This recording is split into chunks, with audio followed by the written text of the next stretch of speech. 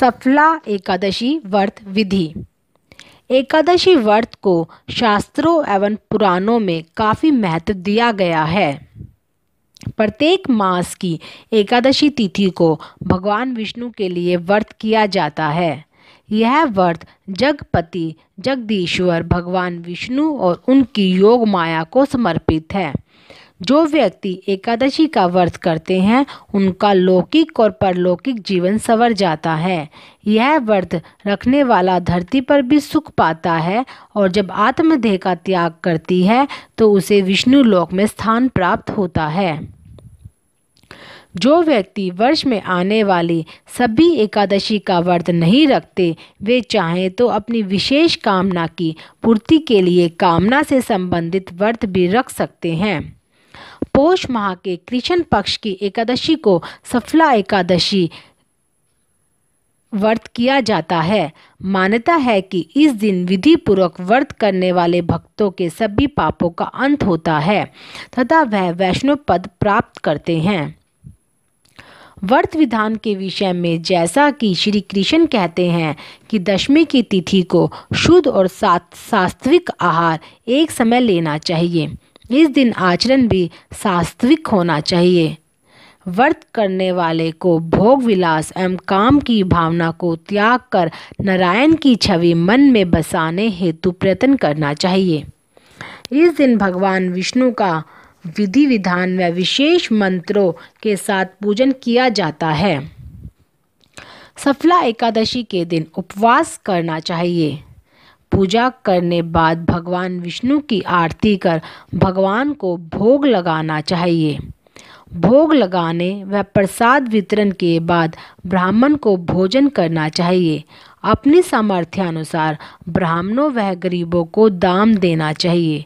यात्री में जागरण कर भजन कीर्तन करना चाहिए। अगर व्रती चाहे तो संध्या काल में दीपदान के पश्चात फलाहार कर सकते हैं।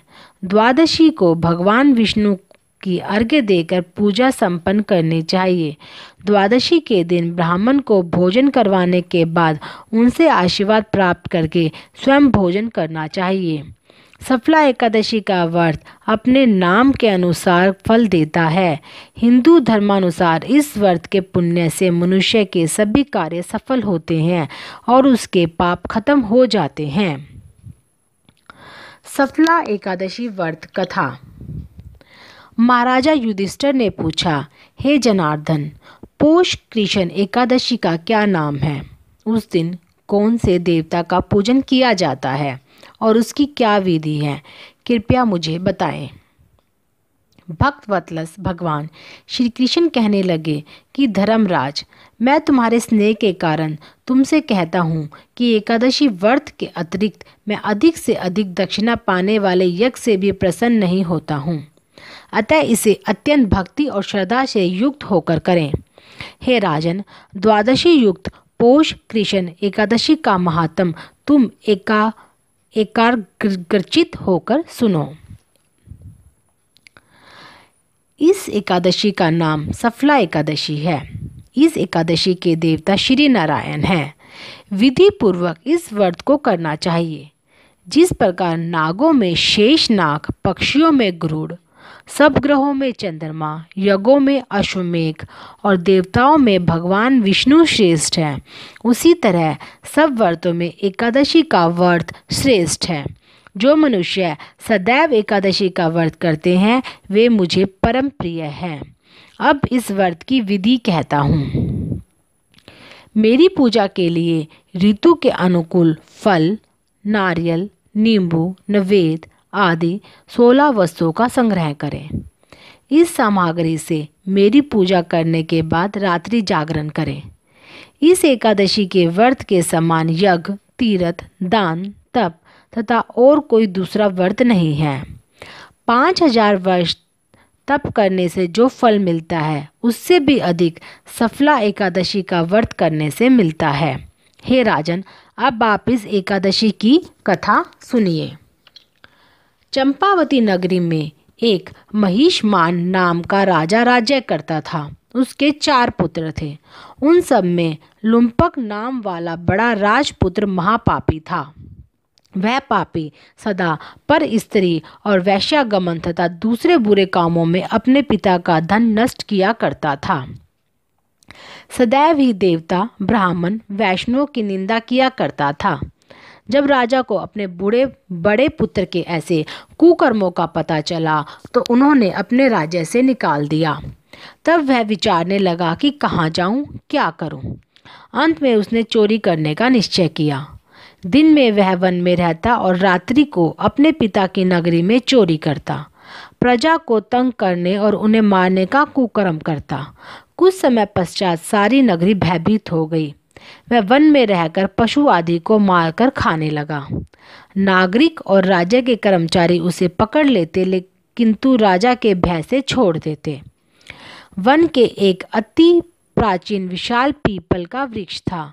लोग उसकी भगवान के समान पूजा करते थे।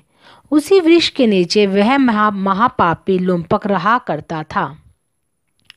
इस वन को लोग देवताओं की क्रीड़ा स्थली मानते थे। कुछ समय पश्चात पौष कृष्ण पक्ष की दशमी के दिन वह वस्त्रहीन होने के कारण शीत के चलते सारी रात्रि सो नहीं सका। उसके हाथ पैर अकड़ गए। सूर्योदय होते होते वह मूर्छित हो गया। दूसरे दिन एकादशी को मध्याह्न के समय सूर्य की गर्मी पाकर उसकी मूर्छा दूर हुई। गिरता पड़ता वह भोजन की तलाश में निकला। पशुओं को मारने में वह समर्थ नहीं था, अतः पेड़ों के नीचे गिरे हुए फल उठाकर वापस उसी वृक्ष के नीचे आ गया। उस समय तक भगवान सूर्य अस्त हो चुके थे। वृक्ष के नीचे फल रखकर कहने लगा, हे भगवान, अब आपके ही अर्पण है ये फल, आप ही तृप्त हो जाइए। उस रात्रि को दुख के कारण रात्रि को भी नींद नहीं आई। उसके इस उपवास और जागरण से भगवान अत्यंत प्रसन्न हो गए और उसके सारे पाप नष्ट हो गए। दूसरे दिन प्रातः एक अति सुंदर घोड़ा अनेक सुंदर वस्तुओं से सजा हुआ उसके सामने आकर खड़ा हो गया। उसी समय आकाशवाणी हुई कि हे राजपुत्र, श्री नारायण की कृपा से तेरे पाप नष्ट हो गए हैं। अब तू अपने पिता के पास जाकर राज्य प्राप्त कर। ऐसी वाणी सुनकर वह अत्यंत प्रसन्न हुआ और दिव्य वस्त्र धारण करके भगवान आपकी जय हो कहकर अपने पिता के पास गया। उसके पिता ने प्रसन्न होकर उसे समस्त राज्य का भार सौंप दिया और वन का रास्ता लिया। अब लुम्पक शास्त्रानुसार राज्य करने लगा। उसके स्त्री, पुत्र आदि सारा कुटुंब भगवान नारायण का परम भक्त हो गया।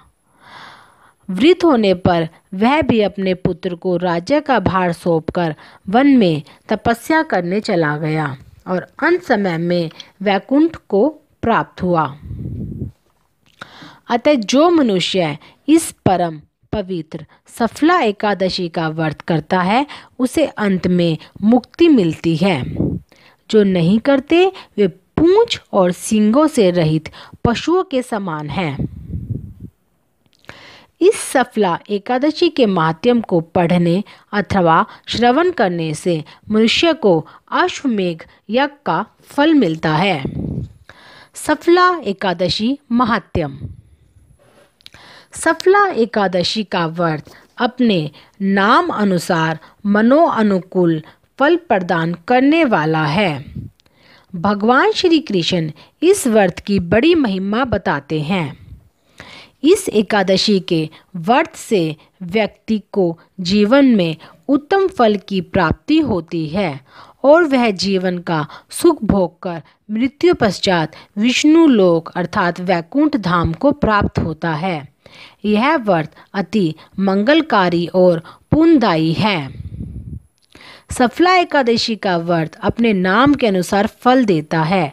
हिंदू धर्मानुसार इस व्रत के पुण्य से मनुष्य के सभी कार्य सफल होते हैं और उसके पाप खत्म हो जाते हैं। बोलो विष्णु भगवान की जय। श्रीमन्नारायण नारायण नारायण, भजमन नारायण नारायण नारायण, श्रीमन्नारायण नारायण नारायण, भजमन नारायण नारायण नारायण। श्रीमद् नारायण नारायण नारायण। भजमन नारायण नारायण नारायण।